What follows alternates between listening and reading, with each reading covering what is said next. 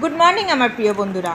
আজ সকালের ব্রেকফাস্ট আপনাদের সাথে শেয়ার করছি। দেখুন, আমি সুজিকে সারা রাত দইয়ের মধ্যে ভিজিয়ে আটার মতো করে মেখে নিয়েছি। এবার আলু সেদ্ধ, সুইট কর্ন আর পিস সব দিয়ে, একটু চিজও দিয়েছি, নুন দিয়ে সব দিয়ে আমি মাখিয়েছি। এবার যেভাবে আমরা পরোটা বানাই না, সেরকম গোল গোল বাটির মতো করে আমি আলুর ফিলিংটা দিয়ে দিলাম। একটু বেশি করে দিলে মুখে পড়বে, ভালো লাগবে খেতে। আপনারা চাইলে সবজিও দিতে পারেন। তো এইভাবে আমি ঠিক যেভাবে পরোটা বানাই সেরকম সেভ করলাম, ঠিক আছে? ঠিক দেখতে লাগবে এই রকম।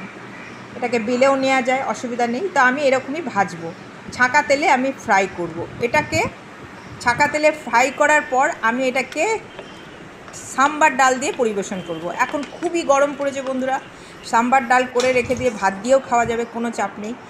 ফাটাফাটি খেতে হয়েছে বন্ধুরা। ভাবলাম আপনাদের সাথে শেয়ার করে ফেলি রেসিপিটা। ঠিক আছে, সকলে